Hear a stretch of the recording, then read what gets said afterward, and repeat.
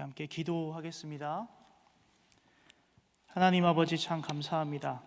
부족하고 흠 많은 우리를 구원하여 주시고, 특별히 창세전에 택하셔서 성도와 교회로 부르셔서 그 삶을 방치하시는 것이 아니라 오늘까지 인도하시고, 끊임없이 우리를 사랑하시는 하나님 앞에 나와 예배드리게 하여 주시고, 또한 주의 말씀을 통하여서 우리의 삶의 방향을 온전히 세우기를 소망하오니, 부족한 종 하나님 말씀을 대언할 때 주님 말씀하여 주시고, 우리 사랑하는 모든 성도님들 각 사람에게 찾아가 주셔서 성령 하나님께서 친히 감동하여 주시고 선한 길로 인도하여 주시옵소서. 거룩하신 예수님의 이름으로 기도드립니다. 아멘. 예배에 잘 나오셨습니다. 우리 마스크를 좀 쓰고 있지만 두 분 이상에게 웃으시면서 보이진 않지만 인사하면 좋겠습니다. 잘 오셨습니다. 은혜 많이 받으십시오 라고 인사해 주시면 감사하겠습니다. 네.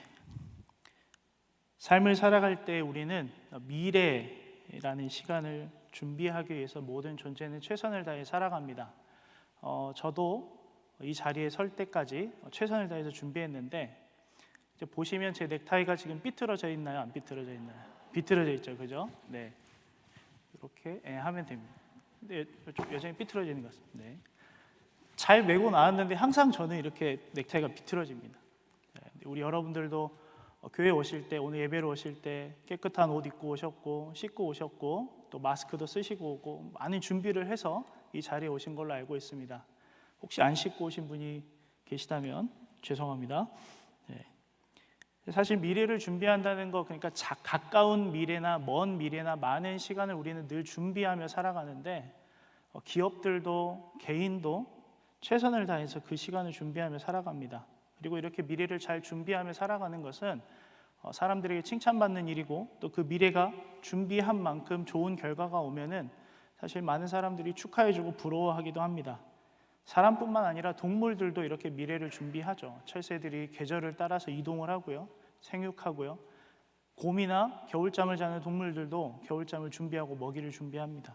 모든 존재들은 미래를 준비하고 예측하며 살아가는 이유와 또 그것이 가능한 배경이 있습니다. 그것이 무엇이냐면, 첫 번째는 미래를 예측하고 또 준비하고 우리가 하루하루 최선을 다해 살아갈 수 있는 것은 내일도 해가 동쪽에서 뜨고 또 서쪽에서 지며, 내일도 우리가 숨을 쉴 수 있는 공기가 변함없이 존재하고, 우리를 지금도 이 지구에서 붙잡아주는 중력이 변하지 않는다는 사실을 우리는 신뢰하기 때문에 가능합니다. 그리고 그 법칙이 여전히 작동하게 하시는 하나님이 살아계시기 때문입니다. 그래서 우리는 내일이라는 것이 우리에게 다가올 것이라고 생각을 하고 내일을 준비하고 예측하고 살아가는데, 그렇게 최선을 다함에도 불구하고 여전히 우리의 미래는 불투명합니다. 왜냐하면 우리는 미래를 정확하게 100% 완벽하게 예측해서 맞출 수 있는 존재인가요? 아닌가요? 아닙니다. 왜냐하면 우리는 타락부터 시작된 파괴된 우리의 본성과 우리의 의로움으로 인하여서 매일 매 순간 우리는 불안하고, 우리는 미래를 예측할 수 없으며 아무리 최선을 다해 준비하고 살아도 절대 다 맞출 수가 없습니다. 우리가 잘 아는 것처럼 모든 인류는 첫 범죄로 말미암아 남자들은 수고하고 애쓰며 살아가고 가정을 책임져야 되고, 여자들은 해산의 수고와 고통이 찾아왔습니다. 그래서 인간들 스스로가 도저히 자기 자신을 스스로 지킬 수 없기 때문에 무리지어 생활하기도 하고, 그 본성 깊이 남아있는 하나님을 향한 갈망과 하나님이 주시는 보호에 대한 갈망을 가지고 하나님이 자기 자신인 것처럼 속이고 살거나 하나님을 만들어 살면서 자신들이 준비하지 못할, 감히 마주하지 못할 미래에 대해서 최선을 다해 대비하고 살지만 결국 그것은 허무하고 아무것도 아닌 것이 될 때가 많습니다. 그런 것이 지금 우리가 살아가는 세상이라는 존재이죠. 은행이 망하는 시대를 살고 있고, 아무리 좋은 곳에 투자를 해도 내일 하루아침에 어떻게 변화될지 모르는 세상을 우리는 살고 있습니다. 그리고 그 제도는 사람인 우리가 만든 것입니다. 어찌됐건 그 모든 것들이 하나님의 섭리 안에 허락이 되어져서 오늘까지 이어졌는데, 중요한 것은 성도인 우리는 그런 불완전하고 우리가 준비를 하며 살아가는 세상 속에서 한 가지가 더 필요합니다. 뭐냐면 신앙과 믿음이라는 법칙을 그 세상에 통용시키며 살아야 되는 것입니다. 세상에 그 법칙이 흘러가는 곳, 불완전하고 불분명하고 불투명하고 항상 우리를 위협하고 도전하는 그곳에 신앙의 법칙을, 믿음의 법칙을 가져와서 그걸 통용시키며 살아야 되는데, 중요한 거는 공중권세 잡은 자들과 세상은 우리를 싫어한다는 것이죠. 우리가 신앙과 믿음대로 살려고 할 때마다 우리를 불편하게 만들고, 우리를 거절하고, 우리를 힘들게 하고, 우리를 두렵게 하고, 우리에게 겁을 줍니다. 그로 인해서 우리는 믿음을 가지고 신앙생활을 하며 살아가는 것에 대해서 주저하게 되고, 때로는 이 신앙이라는 이상과 현실이라는 세상 속에서 괴리감을 느낄 때가 있고, 믿음이 흔들릴 때도 있습니다. 특별히 코로나19는 지금 다들 마스크 쓰시고 계신 것처럼 마스크를 쓰며 만나야 되고, 몇 명 이상 모이지도 못하고, 우리가 예전에 함께 정말 기도하고 예배하고 교제했던 그 시간들에 대해서 사실 세상은 우리를 더 불편하게 만듭니다. 물론 이 시간을 통해 하나님 말씀하시는 것이 있지만, 백신을 만들었더니 다시 바이러스가 변이가 일어나고, 여전히 우리는 마스크를 쓰고 있고요. 아무리 노력하고 우리가 애를 써도 사실 미래는 불투명합니다. 그리고 그 안에서 우리는 계속해서 세상의 믿음을 통용시키고 우리 신앙을 가지고 살려고 부딪힐 때가 많습니다. 그런데 사실 성경이 기록된 오래전의 시간도 지금과 별반 차이가 없다라는 것입니다. 오히려 그때가 더 어렵고 더 힘든 시간이지 않았을까 싶습니다. 지금 우리와 별반 차이가 없는 세상에서 사실 믿음의 선배들과 선진들도 무너지고 넘어질 때가 참 많이 있었습니다. 성경을 통해서 또 신앙의 전승을 통해서 여전히 그들이 넘어지고 어려운 시간이 있었지만, 우리와 동일하게 그럼에도 불구하고 그들의 믿음이 그곳 세상에서 통용이 되었음을 우리는 알 수 있습니다. 특별히 그런 믿음과 신앙의 대표적인 인물인 아브라함을 그 이야기와 또 창세기를 통하여서 이 불확실한 세상과 우리가 마주해야 될 그 세상에서, 당장 예배가 끝나면 문고리를 열고 나가서 마주해야 될 그 세상에서 각 사람을 향한 하나님이 어떤 계획과 은혜를 가지고 계신지를 함께 나누고 싶습니다. 오늘 본문을 살펴볼 때 세 가지 방법을 통해서 본문을 살펴볼 것인데요. 첫 번째는 이 창세기라는 성경, 가장 지구상에서 많이 읽히지 않았을까 싶습니다. 여러분, 우리가 성경 통독을 할 때 가장 먼저 시작하는 본문이 어디죠? 다들 아시죠? 한번 해볼까요? 시작. 태초에 하나님이 천지를 창조하시니라. 그리고 가서 어디에서 막힙니까? 레위기에서 막히죠. 갑자기 무슨 제사가 하고 막 정신이 없습니다. 이 창세기를 우리가 보는 방법이 몇 가지가 있는데, 그 보는 방법을 통해서 오늘 본문으로 깊이 한번 들어가 보겠습니다. 첫 번째, 창세기는 50장까지 기록이 되어져 있는데 1장부터 11장은 전반부에 해당이 되고 12장부터 50장은 후반부에 해당이 됩니다. 잘 아시는 것처럼 1장부터 11장은 태고사라고 해서 창조와 타락과 홍수와 바벨탑 4가지 사건이 있습니다. 잘 아시는 것처럼 창조, 타락, 홍수, 바벨, 이게 12장까지입니다. 그리고 11장까지입니다. 12장부터 50장은 이게 족장사라 그래서 4명의 인물이 나오죠. 아브라함, 이삭, 야곱, 요셉, 이 4명의 인물이 나옵니다. 사실 이렇게만 보면 우리가 창세기를 쉽게 이해할 수 있습니다. 그래서 이 오늘 본문 우리가 11장 27절부터 32절의 본문은 이 태고사와 족장사, 이 창세기가 두 부분으로 크게 나뉘는 부분에 중심에 서서 어떤 변화에 대해서 정확하게 말씀해주고 있고 하나님의 섭리가 기록되어 있습니다. 사실 이 부분이, 오늘 본문이 창세기에서 또 왜 우리에게 중요하게 다가오는지는 뒤에 나눌 세 번째 방법에서 조금 더 구체적으로 다뤄보고, 두 번째 오늘 본문과 창세기를 볼 수 있는 방법은 가정을 통해 보는 것입니다. 먼저 하나님이 아담을 창조하시고 하와와 함께 가정을 이루게 하셨죠. 이 가정이 어떻습니까? 정말 아름답습니다. 아담이 하와를 보고 뭐라고 고백합니까?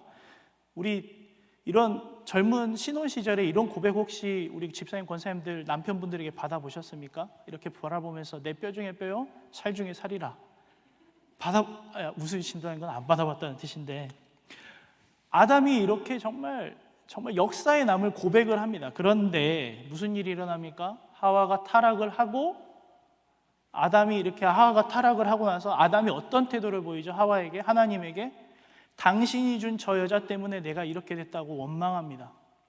그리고 그 가정에 무슨 일이 일어나죠? 아들 둘이 쳐 죽이는 일이 일어납니다. 그때 아버지는 어디 있었을까요? 어머니는 어디 있었을 것이고, 아벨이 자기 형 가인이 쳐 죽일 때 형 살려달라고 이야기하지 않았을까요? 엄마는 어디 있는지 아버지는 어디 있는지 찾지 않았을까요? 그런 죄의 문제가 가인과 아벨을 통해 아담의 가문에 일어나게 되고요. 이후에 하나님은 가인은 동쪽으로 쫓겨났고 아벨은 죽었습니다. 그 이후에 하나님이 그 가정을 어떻게 회복하시냐면 셋이라는 아들을 다시 주십니다. 그를 이어서 또 하나님이 노아의 가정을 통해 일하시죠. 많은 사람들이 죄를 지었을 때 물로 심판을 합니다. 그리고 나서 노아의 가정이 구원을 받는데 어떤 일이 일어납니까? 당대의 의로운 자였던 노아가 포도주에 취해서 자기 아들 함이 그 부정한 걸 보고 조용히 덮어야 되는데 그게 아니고 또 가정에 분란이 일어납니다. 우리가 오늘 읽은 아브라함은 어떻습니까? 하나님께 선택받은 믿음의 조상입니다. 그런데 애굽으로 갔을 때 자기 아내 사라를 어떻게 합니까? 누이라고 속이라고 하고 그렇게 갖다 팔아버리게 됩니다. 이후에 또 하나님의 약속을 믿지 못하고 이스마엘을 낳는 일도 있습니다. 이렇게 믿음의 조상도 하나님이 선택한 계보의 족장들도 사람들도 다 실패하는 모습이 오늘 본문 앞서에서 계속해서 나오고 있습니다. 우리 오늘 본문 11장 30절을 한번 같이 읽어보겠습니다. 11장 30절입니다. 사레는 임신하지 못함으로 자식이 없었더라. 12장부터 시작되는 아브라함과 이삭과 야곱과 요셉의 이야기 이전에 11장 30절에 하나님이 이미 아브라함 가문에 순종하지 않고 또는 이 임신과 생명이 오는 것에 대해서 모든 전적인 주권이 하나님께 있음을 먼저 보여주고 계십니다. 그건 뭐냐면 아브라함의 가문을 하나님이 주도하에 끌고 가실 것이고 주도하에 다루실 것임을 먼저 보여주는 것입니다. 그런데 아브라함은 계속 불순종하죠. 이후에는 하나님 앞에 온전히 순종하지만 이렇게 가정사와 창세기의 큰 틀을 통해서 보았습니다. 그러면 이제 오늘 본문을 좀 깊이 들어갈 수 있는 방법이 무엇이냐면 창세기를 볼 때 세 번째 방법은 톨레도트라고 하는 족보를 통해 보는 방법이 있습니다. 족보. 사실은 이 성경에 보시면 족보를 마주하면 어떤 생각이 드시죠? 뭐 낳고 뭐 이렇게 많이 낳았는지 그런 생각이 드시면서 접근을 하실 수 있습니다. 그래서 그냥 가볍게 넘어가거나 아니면 뛰어넘거나 별 의미가 없겠지라고 볼 수 있는데 아닙니다. 톨레도트, 이 족보라는 것은 후세와 역사와 자손과 이 사적과 내력과 결과라는 뜻이 담겨 있는데 성경에 39번, 창세기에는 무려 11번이 나옵니다. 이게 어떤 본문인지 보시면 하시고 깨달으실 거예요. 먼저 우리 창세기 2장 4절 같이 한번 읽어보겠습니다. 쭉 같이 읽어보실 건데 함께 읽습니다. 이것이 천지가 창조될 때에 하늘과 땅의 내력이니 여호와 하나님이 땅과 하늘을 만드시던 날에 창세기 5장 1절입니다. 이것은 아담의 계보를 적은 책이니라. 하나님이 사람을 창조하실 때 하나님의 모양대로 지으시되 6장 9절입니다. 이것이 노아의 족보니라. 노아는 의인이요 당대의 완전한 자라. 그는 하나님과 동행하였으며 10장 1절입니다. 노아의 아들 셈과 함과 야벳의 족보는 이러하니라. 홍수 후에 그들이 아들들을 낳았으니 11장 10절입니다.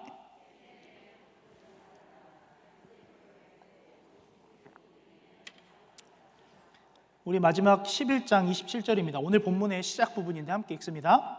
데라의 족보는 이러하니라. 데라는 아브람과 나홀과 하란을 낳고 하란은 롯을 낳았으며. 이 텔레도트, 족보의 특징이 무엇이냐면 첫 번째 특징은 이것이 계보이니라, 이것이 이러이러하니라, 이것이 무엇이다, 내력이다 라는 이 문장의 형식이 있고요. 두 번째 특징은 창세기의 중요한 포인트마다 나온다라는 것입니다. 우리가 쉽게 뛰어넘고 건널 수 있는 부분인데 사실은 이 부분이 창세기에서 중요한 부분, 또 성경에서 중요한 부분을 보여주는 것입니다.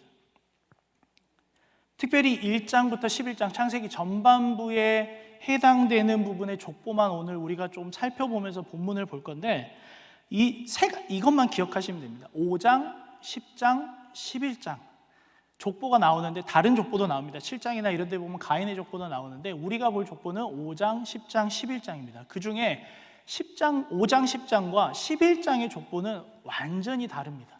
5장, 10장, 11장을 볼 건데, 자, 4장부터 5장으로 이어지는 족보는 아담의 족보입니다. 가인과 아벨의 사건 이후에 셋이라는 아들을 주면서 하나님이 그 자손을 이어가는 것을 보여주시는데, 아담의 10대 손이 누구냐? 바로 노아입니다. 10대 손을 기억하십시오. 10대 손이 노아입니다. 그는 우리가 아는 것처럼 당대의 의로운 자였고, 그를 통해서 하나님이 홍수의 심판 이후에 구원하시는 모습을 보여주시고요. 두 번째 10장의 족보는 노아부터 10대에 이르는 모습을 보여주는데, 셈, 함, 야벳, 이 노아의 세 아들로부터 이어지는 그 족보까지 나옵니다. 그리고 노아의 장자인 셈의 10대 손이 아브라함입니다. 이거를 다시 거꾸로 보시면 어떻게 되냐면, 아브라함의 20대 손이 누구냐? 20대 선조 할아버지가 아담이다라는 걸 볼 수 있습니다. 그리고 11장은 다시 바벨탑 사건이 나오고, 10장에 나와 있는, 10장 후반부에 나와 있는 셈, 노아의 장자의 족보, 여기서는 좀 특이합니다. 10장은 막내부터 나옵니다. 족보가. 그리고 이 10장 후반부의 셈의 족보가 11장에 다시 나옵니다. 그리고 여기서 우리가 한 가지 더 짚고 넘어갈 것은, 성경에서 이 계보에서 중요한 게 뭐냐면 7대 손이 중요합니다. 아담의 7대 손, 우리가 잘 아는 것처럼 죽음을 보지 않은 에녹입니다. 5장의 족보를 뭐라고 하냐면 낳고 죽고 해서 죽음의 족보라고 합니다. 그런데 유일하게 죽음을 보지 않은 7대 손 에녹. 그리고 아브라함도 계보가 나뉜 족보를 따져봤을 때는 7대 손에 해당이 됩니다.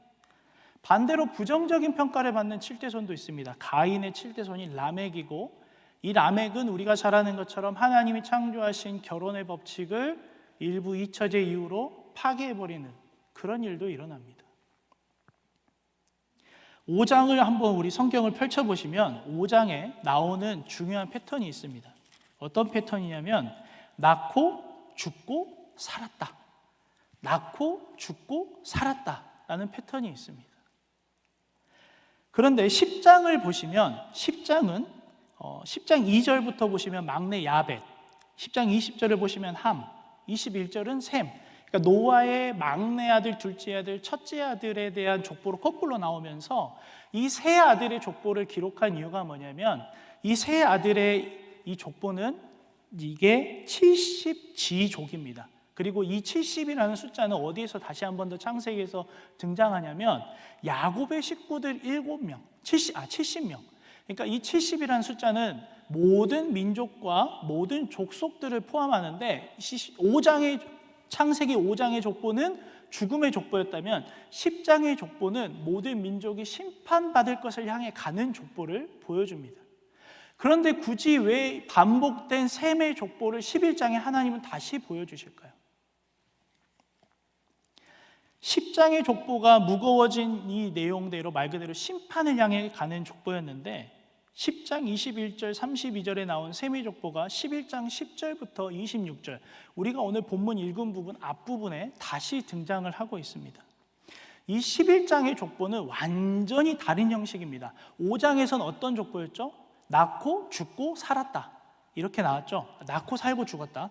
그런데 11장에서의 족보의 형식은 5장하고 같은데, 뭐가 빠졌냐면 11장을 한번 봐보시겠습니까? 보시면 죽었다가 빠져 있습니다. 죽었다가 빠져 있어요. 5장은 죽음의 족보였지만 11장의 족보는 달라집니다. 구조는 같아요. 그런데 내용이 완전히 달라집니다. 심판의 족보도 아니고 죽음의 족보가 아니라, 마침내 11장 마지막에 등장하는 이 12장으로 이어지는 아브라함부터 시작하는 그 하나님의 구원의 집중적인 서정이 시작되는 걸 준비하시는 족보입니다. 구원의 족보이고 살리는 족보입니다. 우리 11장 27절을 다시 한 번 더 함께 읽어보겠습니다. 11장 27절입니다. 함께 읽습니다. 데라의 족보는 이러하니라. 데라는 아브람과 나홀과 하란을 낳고 하란은 롯을 낳았습니다. 드디어 하나님의 이 구원의 서정이 시작이 됩니다. 이전에는 계속해서 인간들이 하나님께 반역합니다. 하나님 앞에 패역합니다. 자기들 스스로를 지키기 위해서 하나님을 만들어내서 우상을 숭배하고 바벨을 쌓고 모든 죄악에 관영합니다. 5장과 11장 사이에 무려 2번의 심판이 등장할 정도로 하나님이 엄청나게 진노하십니다. 물로 쓸어버리고 언어로 바꿔버리고, 그런 그 인류의 패역한 그 모습 가운데 하나님이 가인과 아벨이 서로 쳐 죽이는 그 상황 속에 셋이란 아들을 주면서 의로운 자들을 부르시면서 드디어 아브라함을 부르십니다. 죄가 계속해서 확산되는 상황 가운데 하나님의 구속의 역사가 멈추지 않고 이어져 오는 것을 우리는 볼 수 있습니다. 창세기의 큰 틀과 가정사와 족보를 통해서 오늘 본문까지 이어져 오는 하나님의 그 구원과 그 하나님의 섭리를 볼 수 있는데, 하나님은 인간들의 죄악과 이기적인 모습과 자기 스스로가 하나님이라고 속이는 그 모습 앞에서 11장에서 안 되겠다고 덮어버리시는 게 아니라 아브라함을 준비하시면서 마침내 그 족보가 향하는 곳이 있습니다. 우리가 잘 아는 것처럼 바로 누구이십니까? 예수 그리스도를 향하시죠. 우리 누가복음 3장 23절부터 34절, 38절을 같이 함께 읽어보겠습니다. 예수께서 가르침을 시작하실 때 30세쯤 되시니라. 사람들이 아는 대로는 요셉의 아들이니 요셉의 위는 헬리요, 그 위는 야곱이요, 그 위는 이삭이요, 그 위는 아브라함이요, 그 위는 데라요, 그 위는 나홀이요, 그 위는 에노스요, 그 위는 셋이요, 그 위는 아담이요, 그 위는 하나님이시니라. 하나님이 수천 년 전부터 그들의 그 죄악 가운데 특별한 자들을 선택하시고 부르셔가지고 바로 예수 그리스도의 오심을 완성하셨습니다. 아브라함은 그 일에 쓰임을 받았고요. 예수 그리스도의 구원이 완성됨으로 말미암아 이전의 언약들이 모두 다 성취가 되었고, 그로 인해 구원받은 성도인 우리는 여전히 불완전하고 불분명한 세상 속에서 믿음을 가지고 살아갈 수 있게 되었습니다. 여전히 아담으로부터 시작된 죄가 세상에는 가득합니다. 그 죄의 문제 앞에서 우리도 항상 넘어질 수 있고 또 넘어지고 무너집니다. 아담도, 그 이후에 노아도, 아브라함도, 이삭도, 야곱도, 요셉도 무너진 것처럼, 하지만 중요한 것은 하나님은 무너지지 않으셨습니다. 하나님은 계속해서 준비하셨고 그 준비를 완성해 가셨습니다. 예수 그리스도가 오시기까지, 또 우리가 구원받기까지 하나님이 역사를 주관하고 계시고 모든 것을 준비하셨습니다. 그래서 오늘 우리가 살아갈 때 꼭 붙잡아야 될 것은 무엇이냐면, 준비하시는 그 하나님을 붙잡아야 된다라는 것입니다. 11장까지 이어지는 죄악의 심판의 길 끝에서 하란을 떠나서 이제 12장, 하나님이 부른 가나안 땅으로 아브라함과 그 가족들이 들어옵니다. 고대 근동사회에서 두 가지가 중요한 게 있는데, 첫 번째는 강을 건너는 것은 어떤 의미가 있냐면 죽음을 넘어서 새로운 차원의 세계로 들어가는 것과 똑같습니다. 말 그대로 다 포기하고 내가 가진 문화와 관습과 모든 걸 포기하고 다 걸고 넘어가는 것을 의미하는데, 아브라함은 그렇게 하나님의 부르심에 응답해서 넘어갔습니다. 그리고 동쪽에서 서쪽으로 넘어옵니다. 성경에서 동쪽은 하나님과 먼 곳입니다. 죄가 있는 곳입니다. 아담도 동쪽으로 쫓겨났고, 가인도 동쪽으로 쫓겨났고, 바벨탑도 동쪽에 있고, 후에 바벨론으로 포로로 끌려가는 이스라엘 백성들도 동쪽 바벨론으로 끌려갑니다. 그곳에서 가나안 땅으로 돌아오는 아브라함은 서쪽 곧 하나님께로 돌아옵니다. 우리도 마찬가지입니다.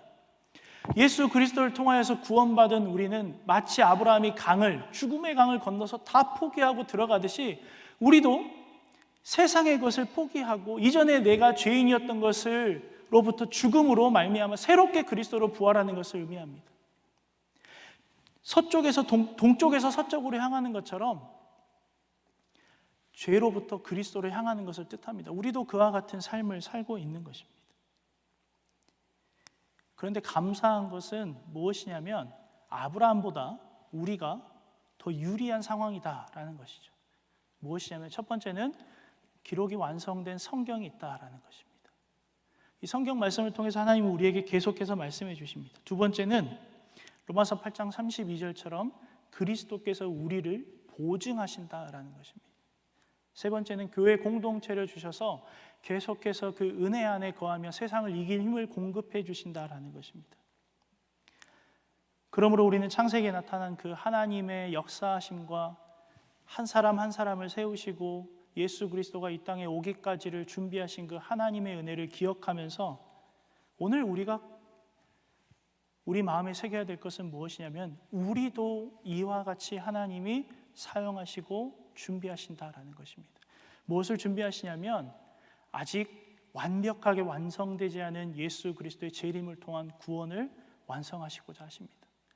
여러분, 주님이 다시 오실 것을 믿으십니까? 아브라함이 그리스도의 오심을 준비한 것처럼 이제 하나님이 우리를 통해서 그리스도의 재림을 준비하십니다. 아무리 우리가 연로하고 우리가 세잔해지고 우리가 고나여져도 하나님은 멈추시지 않으십니다. 하나님 우리를 사용하십니다. 우리가 넘어지고 있어도, 우리가 무너지고 있어도, 우리가 타협하고 있어도, 우리가 불순종할지라도 선택하신 성도에 대해서 하나님은 끝까지 견인하시고 당신이 준비하신 것을 완성시킨다라는 것입니다. 죄악이 관영할 때에도 하나님은 선택하신 족보를 통해서 그리스도의 오심을 완성하신 것처럼 죄악이 관영한 이 시대에도 여러분들, 성도로 부르시고 교회로 부르신 여러분들을 선택하셔서 준비하시고 예수 그리스도의 재림을 완성시키신다라는 것입니다. 말씀을 마무리합니다. 우리가 가볍게 뛰어넘을 족보 안에도 하나님의 이런 놀라운 계획이 담겨져 있습니다. 사랑하는 성도 여러분, 그리스도의 핏값으로 죽어 사신 여러분들의 인생에 대해서 하나님이 이렇게 약속하십니다. 아브라함도 이렇게 인도하였는데 하물며 우리라고. 이 세상 살아갈 때 우리가 당장 예배가 끝나면 나아가서 마주할 그 많은 문제들, 많은 형편과 상황, 여전히 응답받지 못한 기도의 제목들 우리에게 있을 수 있습니다. 그러나 그 모든 것조차도 하나님이 우리를 통하여서 그리스도의 재림을 준비하는 과정이며 여러분들을 선한 길로 인도하시는 방편인 줄로 믿습니다. 여전히 우리를 향해 준비하시고 완성해 가시는 그 하나님을 신뢰하시기를 소망하고 축복합니다. 그리고 그 믿음을 끝까지 붙잡고 마침내 주님 앞에 섰을 때 우리 인생이 위로받고 우리 인생이 칭찬받으며 마침내 주의 그 주시는 면류관을 쓰는 그 날을 소망하며 온전히 살아가시는 저와 여러분 되시기를 소망하고 축복합니다. 함께 기도하겠습니다. 아버지 하나님, 감사합니다. 수많은 하나님의 계획과 섭리를 통하여서 그리스도를 이 땅에 오게 하시고 그 과정들마다 고비와 어려움이 있었음에도 불구하고 완성하신 하나님께서 이제 그리스도의 재림을 준비하시며 우리를 준비하시고 우리를 사용하신 하나님, 우리 사랑하는 모든 성도님들의 인생과 삶을 주장하여 주시고 선한 길로 인도하여 주시옵소서. 우리가 고나고 넘어지며 연약하여 하나님 죄와 타협할 수도 있고 때로는 하나님 앞에 불순종하며 하나님을 불신할 수도 있습니다. 그런 우리를 불쌍히 여겨주시고 사랑하는 모든 성도님들을 향한 하나님의 놀라우신 계획과 하나님의 준비하신 모든 은혜들을 허락하여 주시고 예배를 마치고 다시 세상으로 나아갈 때 우리가 믿음으로 나아갈 수 있도록 또 준비하시는 하나님을 온전히 경험하는 복된 인생들 될 수 있도록 인도하여 주시옵소서. 걸어가신 예수님의 이름으로 기도드립니다. 아멘.